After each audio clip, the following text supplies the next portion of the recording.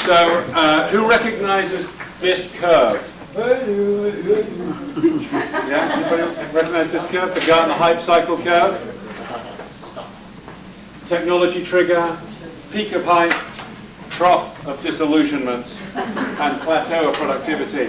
We're going to be talking today in this panel about hot mobile technologies, which means the peak of hype.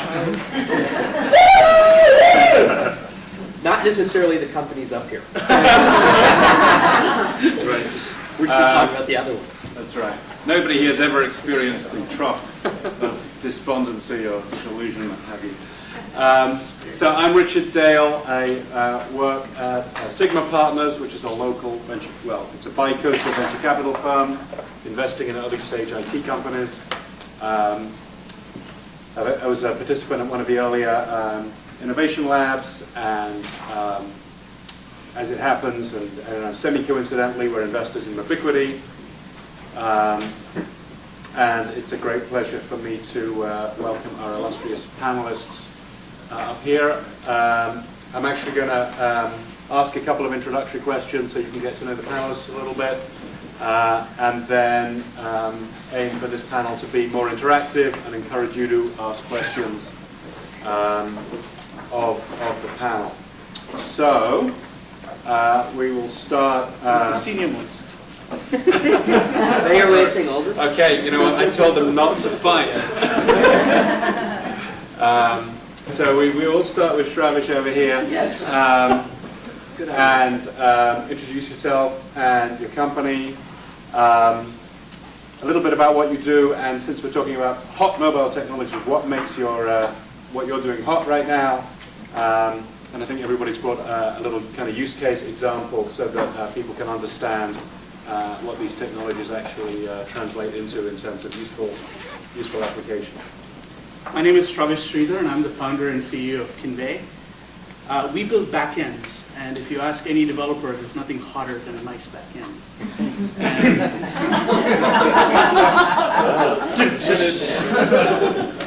Chuck, where's the drum roll? No drums. So we're providing what we call backend as a service, because mobile developers, both in the enterprise as well as individual developers, they want to focus on the application. They don't want to focus on building the backend, and they definitely don't want to focus on operating the backend because it's the most time-consuming and requires a whole lot of skills. And so we're taking that entire piece of the mobile stack and providing it as a service. It's hot because just like that cycle that Richard drew, most mobile apps that have been built to date have been static apps. They sit on the phone and they don't do anything. They just, they're not very dynamic. They don't provide you with new data. But the next generation of applications are all applications that are going to get new data. They're going to be social. They're going to let you buy and sell things. They're going to provide you with all sorts of new content. And to do that, you need a back end. And so we make it ridiculously easy for you to do that. For example, we have a customer who's trying to completely redefine the commercial real estate space. And he wants to provide real estate agents, customers, service providers in the real estate industry, funds, as well as LPs in the funds, access to the commercial real estate market, what's going on, videos, photos of all these real estate properties, etc. And he's doing that through an iPad application. And he raised $100,000 to build the first version of the iPad app. And he budgeted $50K for the back end and $50K for the front end. And we've taken his $50K and given him an entire back end for $30 to start. And so he saved significant amounts of time. He's done it in less than a day, and instead of taking 4 months to do the project. And he saved over $49,000 with that kind of service. You just said it. I'm sorry? I wasn't sure I heard you right. Yeah, $49,000 was the savings from his first version. Hi, I'm Rick Rozanski, and I'm with a company called Yorn. Yorn is short for your opinion right now, or it could be short for yes or no. And we do real-time feedback. And it's kind of based on the notion of something that we call response decay. And that is that if you're in an experiential situation, we all have opinions about what we're experiencing. And we have them in the moment. And when we have an opinion, that opinion is radioactive to us at that moment. It's very powerful. We want to get it off of our chest. We want to tell somebody. But if we can't, that opinion fades and degrades as time progresses from when we have that opinion.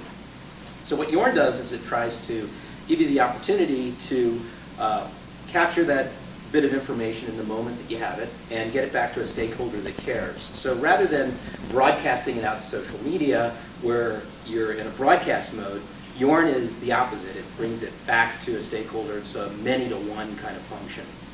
So at the event today, each one of the sessions is Yorn enabled, and you can ask a question, you can post your thoughts or comments when you have them, and it's much better than, say, getting a survey post at the end of all the sessions, because you might not remember exactly what you were thinking in the moment.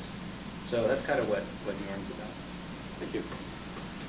Raj Aggarwal, co-founder and CEO of Localytics. We're an analytics platform for mobile apps. We're helping developers of iOS, Android, BlackBerry, Windows, other smartphone apps understand who their users are, so they can help them make better product and marketing decisions, make better applications. So we launched the service about 2.5 years ago. We have several thousand apps on board, including a lot of the biggest apps out there. So media, it's companies like New York Times, Wall Street Journal, Turner, Fox, the e-commerce apps, brands, entertainment companies.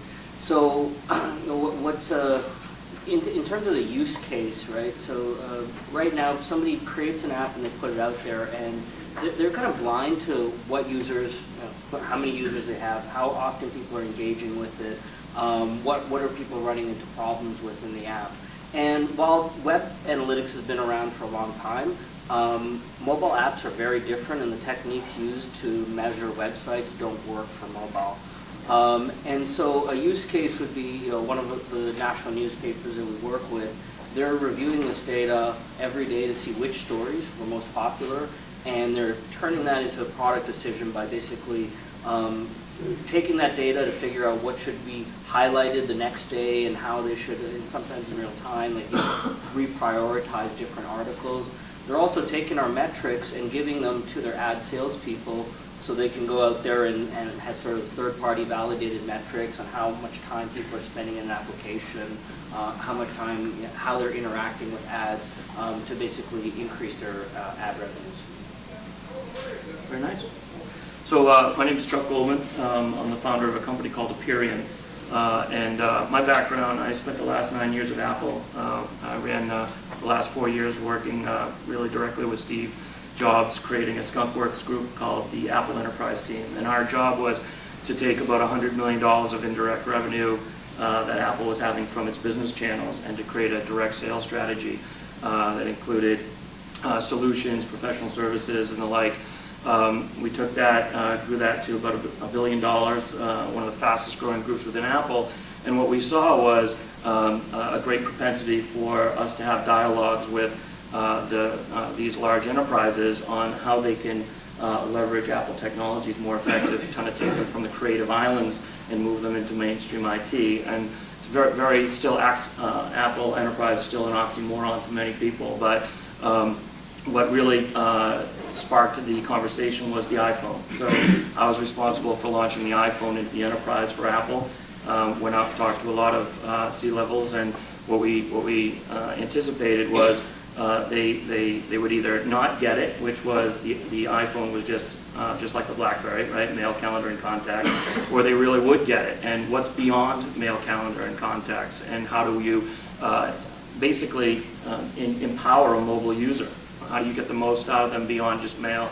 How do you create more productive people in the field, and so forth? So as a result of the work that we were doing at Apple, we began building apps for people, because back 3 years ago there wasn't a lot of companies, mobile developers in the enterprise like what Mobiquity has today. There really wasn't a Mobiquity, right? There was IBM Global Services, Appion, Accenture, and these people didn't know anything about building Mac OS X apps or Mac OS X or enterprise apps for the iPhone. So After building some of these first apps, we started a company called Appion, and the first year we built some of the apps for DuPont, American Greetings, Progressive, AAA, FedEx. These were the early apps that went up on the Apple App Store to connect these big companies with these next generation of mobile consumers, so B2C.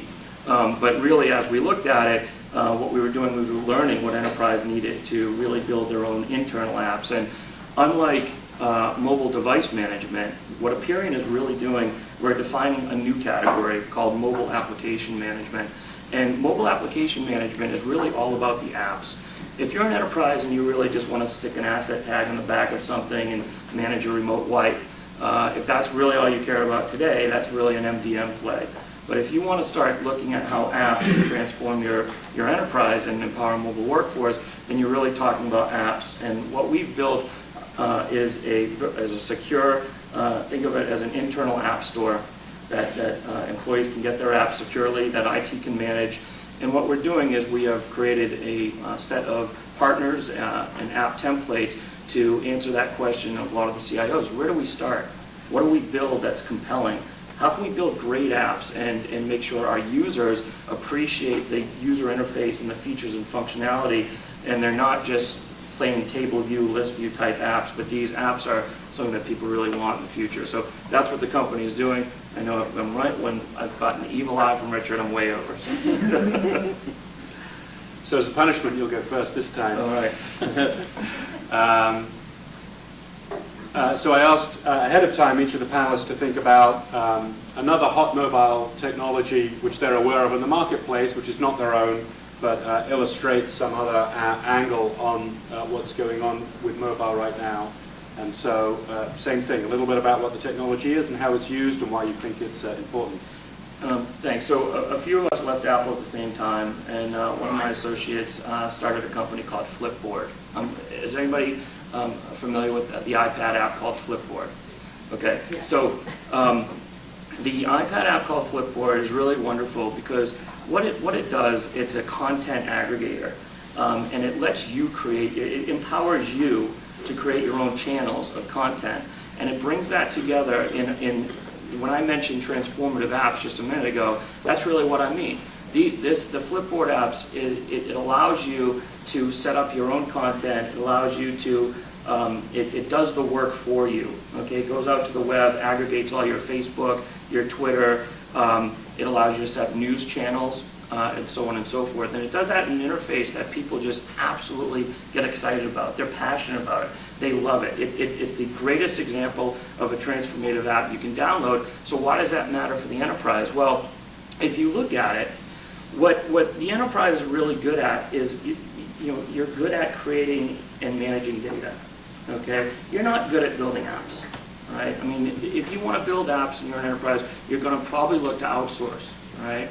And why companies like Convey are so excited and Localytics are so exciting to us is because the more you can build that's packaged, that can erect or set into your corporate data, and that is secure and you can control, but you don't have to go out and reinvent the world and create these apps. And so we think that the apps out there that are largely B2C right now, and these companies, why did they start to first with B2C? Is because that's where the business is. Okay, that's where the money is. That's where the people are gravitating. It's a consumer play, and that's what Apple has done first. It's a consumer play first, and then the enterprise and the CIOs in the enterprise who want to embrace that concept of consumerization of IT. Appion can help with that because what we can do is we can take apps like Flipboard. We can take technologies like Convey and Localytics, and we can package them up, and we can make them easier to erect or set into that corporate data. And we can reduce the amount of cycles to develop apps, like Convey does. They were able to do something in a day or a week when it would usually take 3 to 4 months to build something. So, we work very closely with Mobiquity because we don't do apps at Appion. Okay, we work with integrators, and again, Mobiquity is they've leapfrogged. Okay, that's what they've done. They've taken the business models that what IBM Global Services is trying to do and what Sapient, what others are trying to do, and they've started a business that truly gets it first. And they're able to work with these large enterprises, and what we're a tool set to them to accelerate the development of these enterprise apps. So look at Flipboard, and I think you'll get an example of what a transformative app can be for your enterprise when you create your data that can easily be configured by your employees in a dashboard-like setting. So, given like some of the technology that we've used developing our business, I'd have to say it's cloud computing, right? Nothing brand new, but the impact that it's making on startups and big companies alike, and helping us, have a very flexible infrastructure where we can start tiny, spend very little money on it. As we grow, we don't have to worry about putting out new boxes. Just the elasticity of that is amazing. I think broadly speaking, it's there's all the consumer-facing stuff, but somebody needs to make it easy for the consumer-facing companies to develop their own services. That's where companies like Convey also come in, right? Is just making those back-end layers, and particularly for us, the infrastructure, right? Very easy, scalable, and Amazon Web Services, I think it's amazing technology, and they've done amazing things with it, we're glad that it's out there because we wouldn't be where we are without it. Cool. So I thought about this a little bit, and there's something that really intrigues me, and that is augmented reality. Everybody know what that is? Yes. Yeah. So, we had virtual reality, which was pretty virtual. We do anything we want, but now it's augmented. I mean, we're walking around with our mobile devices, and we can, use the camera in our phone to look at something, and all of a sudden we have a whole nother world that's layered right on top of what we're seeing. Is anybody using a product called WordLens? Heard of it? Great, cool technology. You can take your phone, you're traveling, let's say you're in another country, and there's some signs, you don't know what the signs say. You can hold the phone up at the sign, on the sign, and in your phone, that sign will be translated in almost the same font set that's on the sign. And it happens on your mobile device in real time. That's pretty hot technology, if you ask me. If you think about how would that work in the enterprise, think about a field service rep, that had to go to a particular site or was looking at certain equipment, and instead of carrying a manual around where they have to kind of look at, and double check what they're looking at, they could hold the phone up to whatever thing they're working on, and they could have information displayed to them. Maybe even someday in your glasses you'd have kind of a virtual heads-up display where you could have other types of ancillary technology, feeds coming in, helping you see what's really there. So augmented reality is my hot technology. Mine is to sort of take what to take what everyone said here in the panel. Mine is something more general and broader, which is I'm still looking for a fancy marketing buzzword to come up, but the best I have is mobile content processing, or MCP. It's the idea where your mobile phone or your iPad is essentially a sensory device, if you really think about it, because it lets you take pictures, takes video, location information. It gives you the ability to access all sorts of data. But all that data needs to be processed in real time somewhere, and it can't happen on the device today because the device is not very powerful. So the next generation of apps that we're seeing at Convey are applications where people are collecting data in real time, processing it in the cloud, and then taking action on it. And my favorite example as a golfer is this app called UberSense, which lets you take a video of your golf swing, and it uploads it into the cloud, and it analyzes your golf swing in real time against Tiger Woods or Jim Furyk or Phil Mickelson if you're a left-hander, and then tells you where you are in your swing plane and where you should be compared to some of these other golfers, where your golf speed is compared to these other golfers. And it does all this in real time, and then of course it stores it and lets you analyze it at home.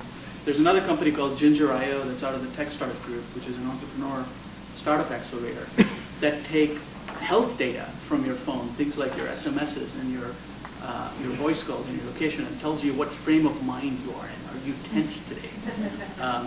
It's stuff like that that's going to be the next generation of mobile technology, which is taking sensory information, video information, location information, processing it in real time, and doing some really cool things with it. Thank you. So, in the spirit of opening this up to the audience, I wanted to start with, or continue with asking everybody here to just volunteer up. What's on your wish list? What do you think ought to be coming out of young startups? I think, I don't know Rick's company so well, but I know that everybody else here has had some angel or venture capital money in the last year or two. Is that the same with you? Yeah, a little bit. So, these guys represent really not only what is hot by, my definition of the people who put the panel together, but in terms of what folks are investing in. This is the kind of the front end of the wave. What else would you like to see, thinking about the needs that are coming at you and your organizations? What are the mobile technologies that you're hoping should be developed, will be developed, perhaps they have been and you don't know about them? What ought to be hot? What are we missing? What's on your wish list?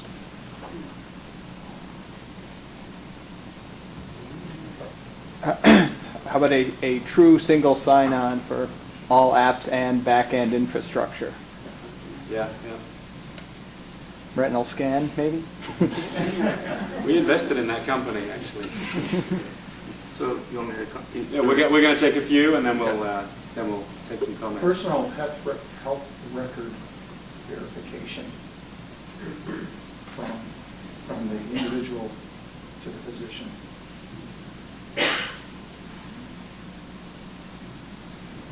Yeah. One of the ones I've been waiting for, I'm curious if any of the panelists know about it. It's very similar to words that Rick was talking about. Is the app where you can hold it up with the overlay. You're a college student, it's Friday night, you're out at a party, and by just looking at someone else's moon, you can say you can learn a lot of things about the person. Right? So kind of the real-time connection. So if she is Democrat, Republican, and she's doing what's her favorite bands? All the things that are actually part of our music is from iTunes. You get your favorite movies from Netflix. You have all these feeds in your Facebook profile. Yeah, look at color. That's where their color is going. Color? It's called color. Anybody else want to throw anything out there? Yes. I'd like to see a set of systems management tools for all this mobility that we're putting together. Because there's a humongous management problem on the back end of it. Yep. Starting to forget. Yeah, don't worry. Building off of mobile commerce, but to be able to choose where part of your payment goes in real time. You can go today to the store, but usually have it fixed for a particular foundation to be able to choose real time mobile commerce. One more? Yes, in the back. Medical solutions that bring attainable, I guess in a sense, make everybody on an equal level. I think there's something that you can use an iPhone now to scan your own blood for diabetes, for your sugar level. I'd like to see more of that, things that you can send into places that don't have a lot of infrastructure and be able to continue life that. Yeah. Cool. So, some responses from the panel. Chuck, you were pitching to go there. I forgot what my Systems management. You were talking about the single sign-on one, Single but, sign-on. the closest thing to that right now, I think, is Facebook, right? Because it's the majority of people now have a Facebook account, and it's easy to implement and all that. I don't know if it's the best solution, but it's starting to become a standard. maybe not. Spoken Maybe like not a, for spoken like a enterprise, guy who's never seen an enterprise app. Fair enough. Oh, But you got to think about where does single sign-on in the enterprise, I mean, there's solutions for that, right? I mean, Yeah, we're, Well, It's a what Nick- complicated it's very solution. complicated. you want what Integrity does for mobile, correct? That, I mean, are you familiar with that company? The single sign-on for the web apps? well, yeah, I would, but the question of single sign-on, Oh, sorry, I'm sorry. no, I mean, it's something that I'd like to see as well, from a mobile app standpoint, especially when you're looking at a confusion of legacy systems that you're trying to integrate a mobile app into all those other infrastructure apps that have their own sign-up. And layers of single sign-on have been implemented over the years. So, you know, the challenge, right, with single sign-on, I mean, you can use your corporate infrastructure or Active Directory. Okay, so AD integration, you know, is the standard currently with enterprise apps. All right, and whether you're behind the firewall on VPN or whether you're out in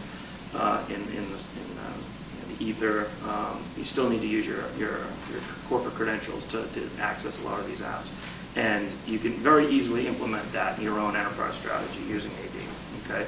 Some of the very interesting authentication mechanisms with mobile, believe it or not, is, some of this stuff just blows me away, but there's things called cadence authentication. So in other words, they can get a authentication determination on how you walk, for instance. Okay, they can get authentication by how you actually type in your password via multi-touch. So every of these devices are multi-touch, and there's a company called Delfigo. Delfigo knows whether you're drunk or it's not you, but it's definitely not you, the way you type in your password. So, you know, a lot of that stuff's coming out of the military and being, you know, these guys are brilliant cyber security guys, and they're building authentication engines based on people out and about in the world. And that's very compelling, because if you think about what makes an app transformational, it's where you are at in the world, and it uses core location as metadata to make enterprise data smarter. And that means that when the salesperson drives into a meeting, the last 5 orders comes up on their iPad of who they're going to meet with. It automatically connects you, if you're a pharma rep, okay, something in that last PO that popped up, to a product manager, because you know damn well that doctor's going to ask you about that drug, and you want just-in-time training for that. That may pop up in a PDF or a video. It may connect you to someone in your company, like a product manager, who may be available to have a FaceTime, a little live chat with you while you're sitting there in the waiting room. So, you know, these are what makes mobility transformative, is contextualization of where your employees are in the world. That's very important as you go to build your apps. Make sure you take that into an account, not just authentication, but core location. Other comments from the panel on any of the wish list items? I'll take the health stuff. I think there were 2 kinds of health-related concepts. One was health records, and the other was how do you use information through a mobile phone to determine health. I think the latter is already being done. There are companies that are getting sensory data from the phone and trying to predict health. There are companies that let you, like you said, blood samples. There are companies that are looking at, that are letting you take your temperature and sending that to the doctor. And so that innovation is going to happen a lot in that area in the next 5 years. But then the question becomes, is the notion of compliance is because there are still issues around, you know, is that a valid diagnosis? It's just one step of a problem, and that's what the companies are trying to solve, is how do they work with not only the legal industry but also the healthcare industry to make that, to bring down the barrier for mobile and tablet-based diagnosis. And then the second question is they want to tie that into your health record and have that data show up in your health record. Yeah, and to follow up on that a little bit, you know, mobile health, as it's kind of coined, is being used a lot in underdeveloped countries whose infrastructures aren't the same as ours, where mobile communications is the only way that you communicate. But being in a village in Africa where a hospital might be 100 miles away, you know, technology is being used today to transmit information back to a doctor so that they can do the analysis remotely. And the care that the patient gets is just incredible based upon the fact they couldn't get any care before. So that's being done a lot. And that, you know, I mean, that actually extends beyond just health in terms of how mobile is transforming the way things are being done in developing nations. So health, banking, right? For sure. So you know, there's so many unbanked people, and the first concept they have of being able to store and send and money electronically is through their mobile phone. And there's a good example in Kenya. Safaricom, their national telco, has something called M-Pesa, which is expanding very rapidly. The villagers have now ability to store, send money, and it's all happening through the mobile phone. The neurons kicked in from the coffee this morning, so now I can answer your question. Just a point on so as EMR forms, okay, the electronic medical record, as that matures, and the thorniness of HIPAA is navigated through, let's say. One of the things that, not sure, who's heard, Vertex? Anybody heard of Vertex? So the ex-CIO of Vertex, Steve Smith, I'm not quite sure of his company. I can try to get it and post it somewhere in the follow-up here, or you can Google it. But when we were at Apple, Steve basically had an idea for a next-generation company that's definitely worth describing, which is if you have your electronic medical record on your phone, the EMR acts as a search engine. Okay, your own EMR could act as a search engine. And what does that mean? Well, imagine if your electronic medical record could go out and research things for you based on your ailments, okay, based on the issues in your track record, and automatically sets up channels for you to ferret best information based on RSS feeds, based on things that are pertinent to you. What if an app could basically take and know where you are and knew that if you needed to get flown, okay, to a hospital, it would automatically connect you with the closest flying angel, right, if you couldn't get there, and sets up an ecosystem of people around you who have the same ailments potentially. So again, you know, think about that in a larger enterprise context, though, and that's why that kind of that Flipboard example is important. If you construct your data feeds to what's most interested to people, and whenever that, you know, to different people based upon not only what they tell you, but who you know, who they are. That's very powerful stuff when you go to build enterprise. Chuck, in that scenario, like the totality of your health condition is the metadata? Yes.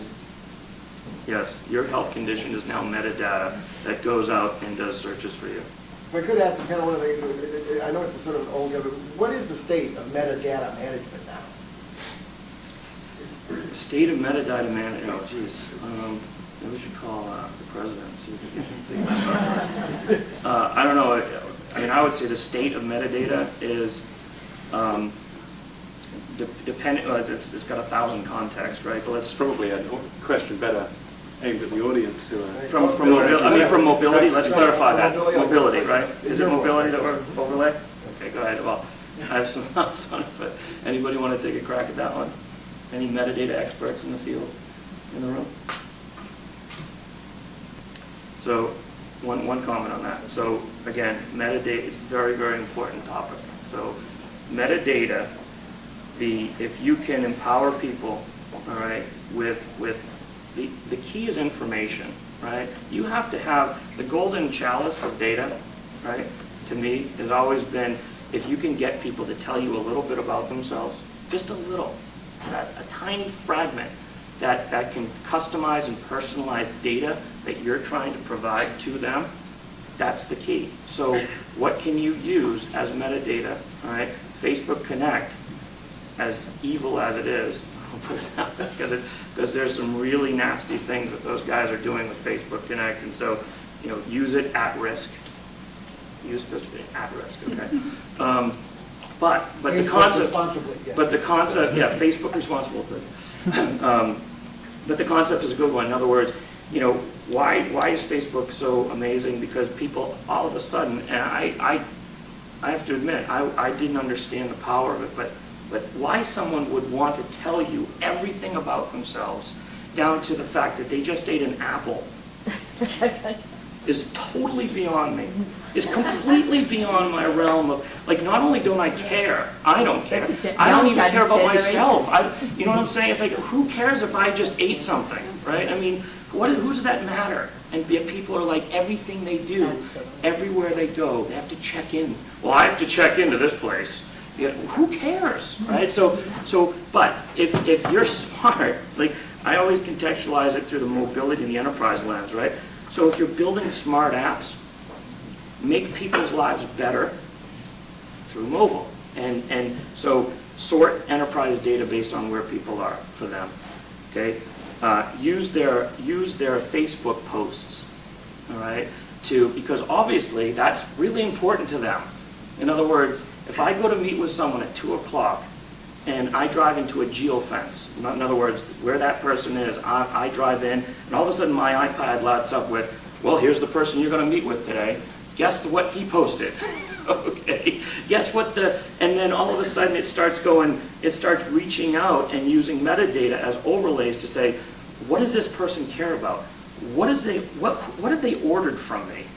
Okay. Who are they connected to that matters in this meeting?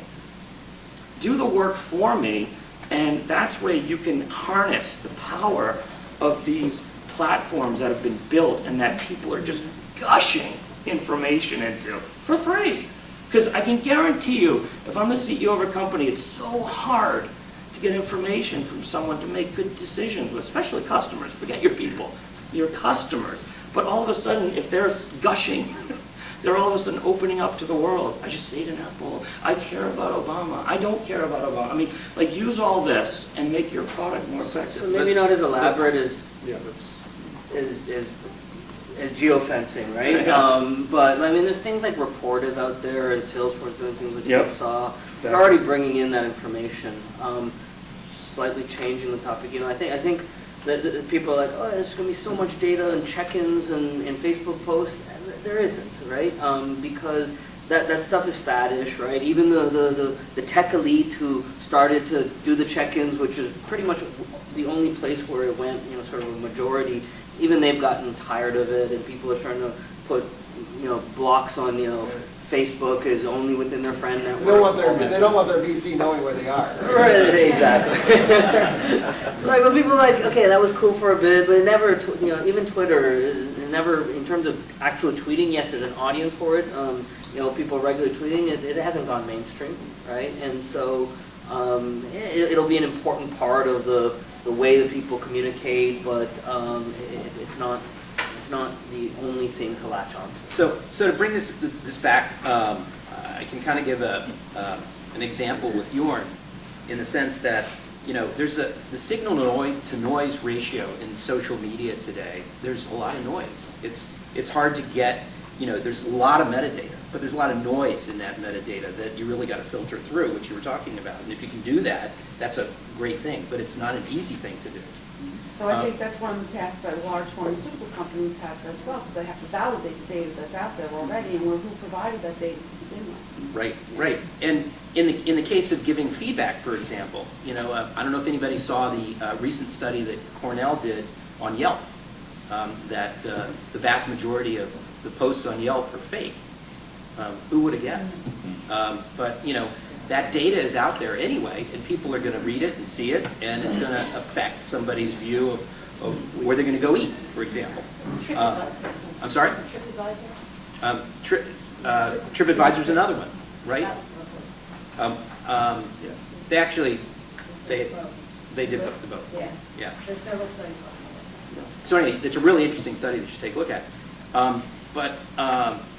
You know, the metadata and social media and the fact that everybody's posting everything is really causing problem in trying to figure out what people are saying about your business and your brand. And you know, at Yorn, we're trying to focus on the fact that you know, it's easier for people to complain on social media because it goes out to everybody. But you know, social media has caused a disruption in the way that consumers deal with businesses, and businesses have a conversation with their customers, because they really don't anymore. It used to be that they'd call up and talk to a customer service rep, but now they just go right out social media. But that appears to be a need for a new business someplace along the way, to aggregate all of this social data that's out there, all of this floating data, and do some kind of validation on it for corporations like pharmacies or healthcare or whatever, where we just don't have time to do that. But there's a huge legal issue.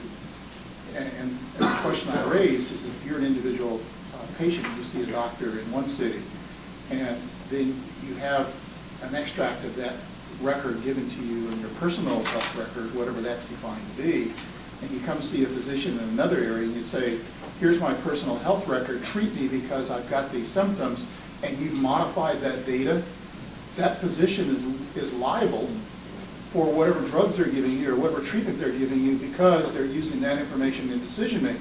So how do you validate this data in a mobile space? Because everybody's now carrying around some shape of their medical record, and health providers can't deal with that.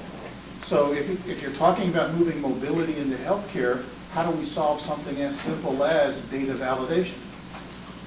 I mean, okay, I'll try some examples to this, if you fight back on this, if this doesn't make sense, but from other spaces, but like putting it in the cloud, right? But with validated, if you have certain credentials, you get access to this data. Read-only. Read-only, certainly read-only, and so you've got to create some structure where it's sitting in one place, and that makes it easy to access for everybody. There's a certain number, only certain people have access to it. You can do things a little more sophisticated, like you need to request access, right? And the employee, as well as you have to have validated credentials, plus the individual has to sort of say, yes, this is in fact. Yeah, I understand, but what I'm talking about is where the person themselves change their data because they don't like the fact that it shows that they had a genomic test done, and the genomic test says that they have some disease, and they're going to hide that when they come to you because they don't want anybody to know. So that's solved in two ways, and it's less of a mobile problem and it's a generic problem. It's exacerbated in the mobile world if you think about people having access on their own phones, but it can be digital signatures is one thing, actually having the content digitally signed, and the other thing is the growth of health information exchanges, where the institutions are sharing the information about you with your permission, but the information flows from doctor A to doctor B, and you don't get a chance. Yeah, and I'm using mobile, not just the mobile phones and iPads. I'm also including the thumb drives and all the other things people carry around with them. And so that's a well-known problem in healthcare IT, and it's not. No physician is treating on the basis of something which somebody else could have modified. Yeah, well, we just found a member that had changed their data, and that's why it's so. That's why it's so hard. View only is tricky, saying like a lot of stuff. Do you think there's any future in the eBay rating model where people rate each other? And I've seen that there's a site for open educational resources. The big problem with open educational. You mean for like reputation scoring? Reputation. See, the big problem with open educational resources is is it correct? The equation right now. There's a site for open educational resources where they rate each other. So there's a company called Clout. I don't know if you've heard of that company. It's been It's been highly funded. That's trying to do just that, and I'm sure there are a number of other companies that are doing kind of reputation scoring. But again, it gets back to the metadata. If you post yourself, if you have blogs, you have comments online, you can probably take a look at all the comments that people make about you and where you've made comments, and you can figure out, how reliable, that person is with respect to the subject matter that they're talking about. Sorry, just quickly, so like with reputation scoring or Yelp or TripAdvisor, there's going to be some fake in there, right? You can, create you can sort of manipulate it, but you're getting sort of directionally into a certain place. Like you go into Yelp or TripAdvisor, and I use them to go stay in places, and I have good experiences when things are, typically, not every single time. Similarly, I use things like Airbnb, which is very reputation based, sort of hotel sharing, and the ratings and the reviews that I see do reflect real experience, and it's taken me some while to get reputation. Yeah, I could fake it with a few friends, but having stayed 4 or 5 times, and people are rating me, like, it's hard to, it gets difficult, more and more difficult to build a reputation. And so it doesn't, it's not like it's going to be foolproof. You're never going to be able to game the system, but it directionally gets you there. Just a real quick one based on the eBay and various time perspectives. So is it more about reputation, or is it the trust level that you have with a particular individual? And so how do you create, that particular trust versus reputation? I think you're at the end, you're trying to create trust, and reputation is one component of that trust, right? And then the communication you might have with them sort of builds further on that trust, what you're hearing from your friends, right? So at the end of the day, you're going to trust this person, you're going to trust this establishment, or you're not, and the reputation, including the score, is one component of that. So what I'm observing here with the questions is, to be expected in a way, because the panel was set up to talk about, hot mobile technologies, but what that becomes is kind of the flashpoint for all of the hot technology issues. Right now it's focused on mobile, and last year it was focused on social networks, and next year, it'll be on, retinal scans or, Connected devices. Connected devices. The hot technologies at the moment always highlight the underlying issues which continue to be problems. And we heard about single sign-on, reputation, content aggregation, metadata management. And today they all came up because we were asking about hot mobile technologies, but most of those topics were topics that we've all been talking about, or you've been talking about in the enterprise for years, through whatever has come up. It was a problem when client server arrived, it was a problem when the web arrived, it'll be a problem when the Minority Report stuff is happening 50 or 100 years from now. So, that's the good news and the bad news. I'm aware of the time, and I wanted to round up the panel right now, and again, I pre-wired this question for all of them, so they should know what to expect. And the question I asked everybody to think about is, on the panel, what would be the hot mobile technology if we were meeting again this time next year? What's just around the corner, hasn't hit yet, that these guys as folks who are really involved in this industry, what do you know is about to hit that the rest of the world hasn't necessarily heard of? And so let's start with Raj this time. We're going to start with a round of applause for Raj, who got engaged over the weekend. I got to tell the story of his engagement, right? No, I'm just kidding. I told him that if he brought her here, we'd have done the flash mob dance thing for him, right? Yeah. So, well, it was funny with the validated stuff. It's like I was shopping for diamonds, and GIA, Gemological Institute of America, does a great job at that. Like, you have a gem and you have a number, and people can view it, and it has certain characteristics anyway. So it's like, oh, that could be an example for how health is recorded. But in terms of next year's technology, which I just started thinking of when it started, so I would though say what's been on my mind a lot is like smart analytics, right? And it's just starting to get there. So a lot of the infrastructure, both the database technologies and the software layers, are just starting to be developed to really mine massive amounts of data and find just things that are unique. So just like personal characteristics about people, and information for advertisers who want to really deeply understand what a person is doing and what their behaviors are.